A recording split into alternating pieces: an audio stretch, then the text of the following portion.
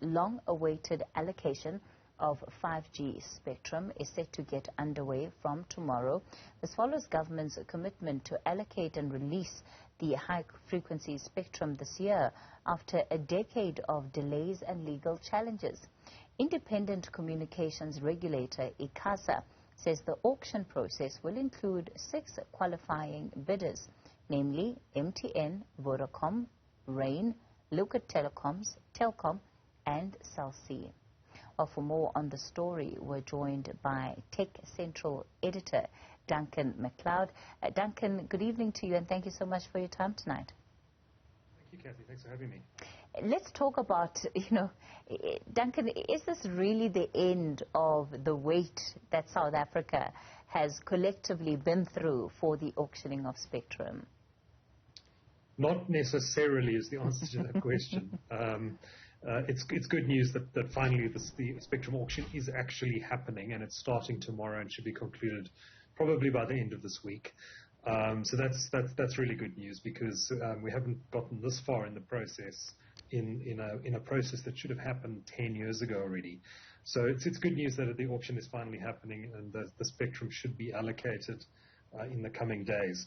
The problem is that Telkom has brought a court case against Icasa. It's challenging various aspects of its invitation to apply and the fact that the way it's running the process. And that's only going to be heard in the High Court, I think it's from the 11th to the 14th of April, so just over a month from now. And there's a chance that the High Court, there's probably a reasonably good chance that the High Court in Pretoria is going to find in favor of Telkom, and if it does so, it may order that the spectrum auction results or outcome be overturned.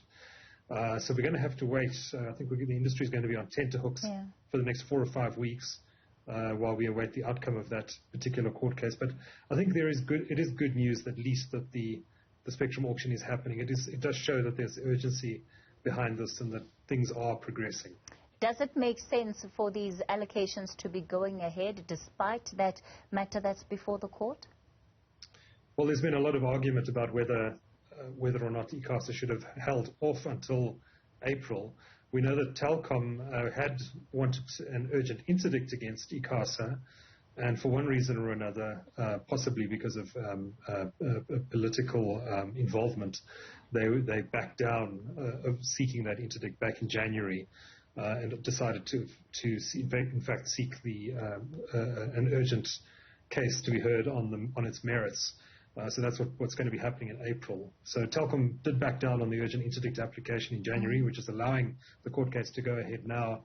And depending on who you speak to in the industry, some people suggest that perhaps they should have waited until the outcome of the court case.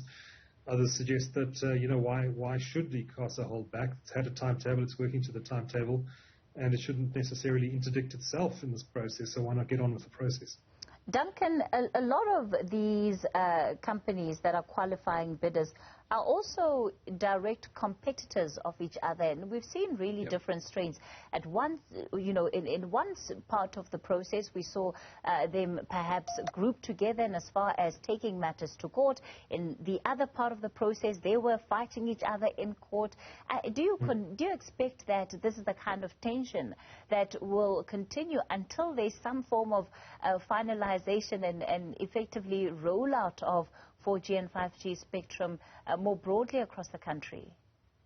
I think that once this Telkom matter is out the way, and let's assume for a second that it goes Icasa's way, then I think this matter is settled. I think that the operators will get on with the process of rolling out networks based on this infrastructure if this doesn't go Telkom's way.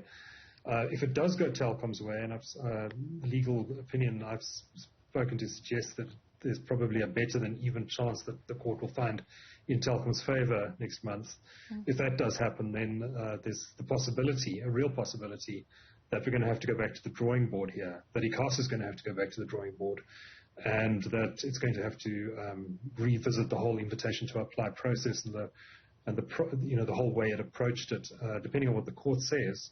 And that could delay matters by maybe another 12 months, maybe even 18 months before we get to the point of having another spectrum auction. And these things are, of course, very costly as well. These are not things we want to do every so often. So Icasa has to appoint external spectrum auctioneers. This is a very specialist function, and the country can ill afford to have to go through these processes multiple times. So I think the legalities around this are largely settled, except for the Telkom case. I don't expect Vodacom and MTN and others to bring new applications at this stage, depending on, of course, what Icasa comes up with, if we have to go through another process. But I think that we're near to it. But I think, again, everything is going to hinge on the outcome of this court case next month. Duncan, you made a very important point there about the cost of these delays. The operators seem to have unlimited budgets to keep throwing at this matter, especially when it comes to some of the processes in the courts, and everybody really trying to ensure that their interests are what is catered for. So when it comes then to the future again of these cases, do you foresee a situation where it is again held up due to these court processes? And what's really at stake here for these operators? So what do they stand to lose if they don't get their interests predominantly catered for in the final rollout? So radio frequency spectrum, it's really the airwaves. It's the same. It's the same thing that carries the SABC and ETV, for example, on analog terrestrial signals. It's a similar sort of concept, except the frequencies we're talking about here are used for delivering mobile internet services to consumers. It's the lifeblood of the operators, and they haven't been given access to additional spectrum, which they've needed for a long time, for 16 years. The last time, I think, was 2006 when South Africa licensed spectrum, and that was for 3G services. We're now at the point of rolling out 5G services. So this spectrum allocation should have happened a long time ago.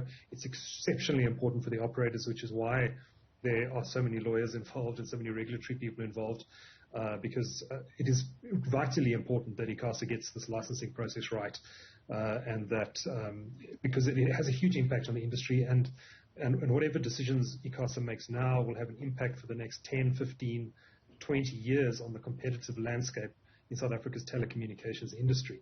So if Icasa makes a mistake now and gives too much spectrum to one operator and too little to another operator, it's going to have an impact not only on those operators and their ability to compete in the market, but also on you and me as consumers and the prices we pay at the end of the day, because ultimately what Icasa needs to be doing is licensing the spectrum in such a way that it maximizes competition in the market, so that operators are incentivized to compete as robustly as possible in both rolling out infrastructure but also keeping prices down.